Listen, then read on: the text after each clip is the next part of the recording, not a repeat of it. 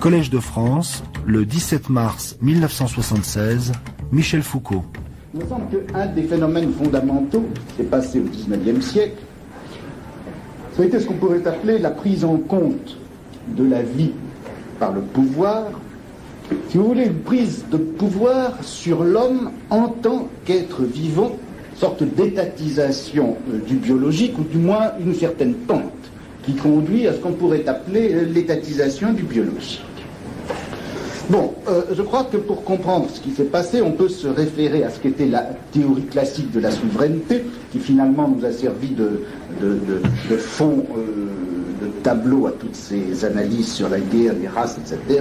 Dans la théorie classique de la souveraineté, vous savez que le droit de vie et de mort était un des attributs fondamentaux de la souveraineté.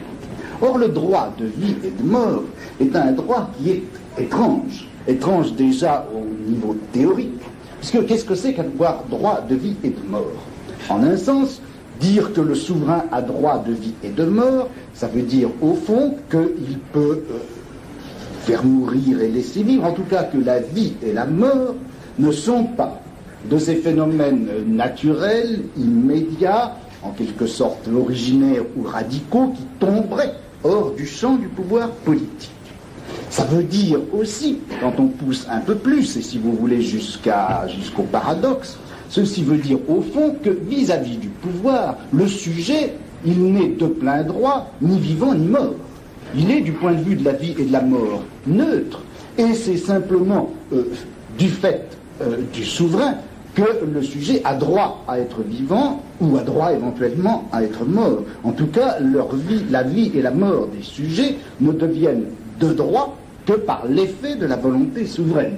Voilà, si vous voulez, le paradoxe théorique qui doit se compléter évidemment par une sorte de déséquilibre pratique, parce que qu'est-ce que veut dire de fait le droit de vie et de mort? Non pas bien entendu que le souverain peut faire vivre comme il peut faire mourir. Le droit de vie et de mort ne s'exerce que d'une façon déséquilibrée et toujours du côté de la mort. L'effet du pouvoir souverain sur la vie ne s'exerce qu'à partir du moment où le souverain peut tuer. C'est-à-dire que c'est finalement le droit de tuer qui détient effectivement en lui l'essence même de ce droit de vie et de mort. C'est au moment où le souverain peut tuer qu'il exerce son droit sur la vie. C'est essentiellement un droit de glaive. Il n'y a donc pas de symétrie réelle dans ce droit de vie et de mort. Ce n'est pas le droit de faire mourir ou de faire vivre. Ce n'est pas non plus le droit de laisser vivre et de laisser mourir. C'est le droit de faire mourir ou laisser vivre. Ce qui, bien entendu, introduit une dissymétrie éclatante. Et je crois que, justement, une des plus massives transformations du droit politique au XIXe siècle a consisté, je ne dis pas exactement à substituer, mais à compléter ce vieux droit de souveraineté, faire mourir ou laisser vivre, par un autre droit, nouveau, qui ne va pas effacer le premier, mais qui va le pénétrer, le traverser, le modifier, et qui va être le droit exactement, le pouvoir exactement inverse plutôt, pouvoir de faire vivre et de laisser mourir. Le droit de souveraineté, c'est donc celui de faire mourir ou de laisser vivre. Et puis, c'est ce nouveau droit qui s'installe, c'est le droit de faire vivre et de laisser mourir. Cette transformation, bien sûr, elle ne s'est pas faite d'un coup. Elle ne s'est pas faite d'un coup. On peut en suivre la transformation dans la théorie du droit, mais là, je serai extraordinairement rapide. Déjà, si vous voulez, vous voyez chez les juristes du XVIIe et surtout du XVIIIe siècle poser cette question à propos du droit de vie et de mort, lorsque les juristes disent, mais enfin, voyez, quand on contracte au niveau du contrat social, c'est-à-dire lorsque les individus se réunissent pour constituer un souverain, pour déléguer à un souverain un pouvoir absolu sur eux. Ils le font pourquoi? Ils le font bien parce qu'ils sont pressés par le danger ou par le besoin. Ils le font par conséquent pour protéger leur vie. C'est pour pouvoir vivre qu'ils constituent un souverain. Et dans cette mesure-là, est-ce que la vie peut effectivement entrer dans les droits du souverain? Est-ce que ce n'est pas la vie qui est fondatrice du droit du souverain?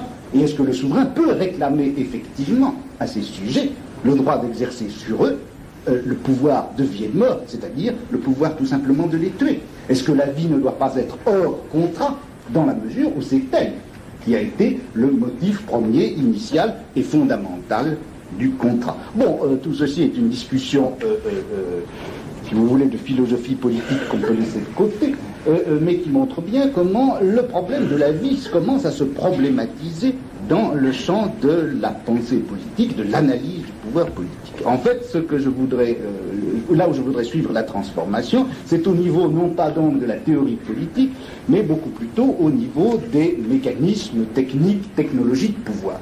Bon. Et alors là, on retombe, si vous voulez, sur des choses familières. C'est ceci. C'est que, j'ai assez insisté là-dessus pour n'y pas revenir longuement, au XVIIe et au XVIIIe siècle, on a vu apparaître des techniques de pouvoir qui étaient essentiellement centrées sur le corps individuel.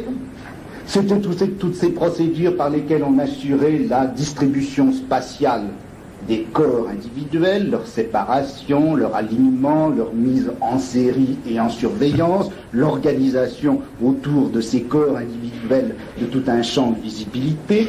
C'était aussi ces techniques par lesquelles on prenait en charge ces corps, on essayait de majorer leur force utile par l'exercice, le dressage, etc. C'était également des techniques de rationalisation et d'économie stricte d'un pouvoir qui devait s'exercer de la manière la moins coûteuse possible par tout un système de surveillance, de hiérarchie, d'inspection, d'écriture, de rapport, bref, toute cette technologie qu'on peut appeler technologie disciplinaire du travail. Elle se met en place, disons, au cours du XVIIIe siècle, de la fin du XVIIe, pendant tout le cours du XVIIIe. Or, pendant la seconde moitié du XVIIIe siècle, je crois que l'on voit apparaître quelque chose de nouveau, qui est une autre technologie de pouvoir, non disciplinaire, celle-là.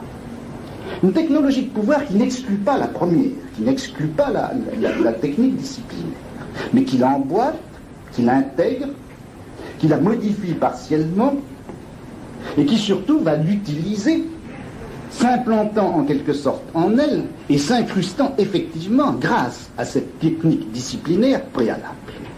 Elle ne supprime pas cette nouvelle technique, elle ne supprime pas la technique disciplinaire, tout simplement parce qu'elle est d'un autre niveau, elle est à une autre échelle, elle a une autre surface portante, et elle cède de tout autres instruments. Ce à quoi s'applique cette nouvelle technique de pouvoir non disciplinaire, c'est, à la différence de la discipline qui, elle, s'adresse au corps, c'est une discipline qui s'adresse à la vie des hommes. Ou encore, si vous voulez, non pas à l'homme-corps, mais à l'homme vivant, à l'homme-être vivant, à la limite, si vous voulez, à l'homme-espèce. Plus précisément, je dirais ceci, c'est que la discipline essaie de régir la multiplicité des hommes, en tant que cette multiplicité peut et doit se résoudre en corps individuel, à surveiller, à dresser, à utiliser, éventuellement à punir. Et puis, la nouvelle technologie qui se met en place s'adresse à la multiplicité des hommes, mais non pas en tant qu'ils se résolent dans des corps, mais la multiplicité des hommes, en tant qu'elle forme au contraire une masse globale, affectée de processus d'ensemble qui sont propres à la vie, et qui sont des processus comme la naissance, la mort, la production, la maladie, etc.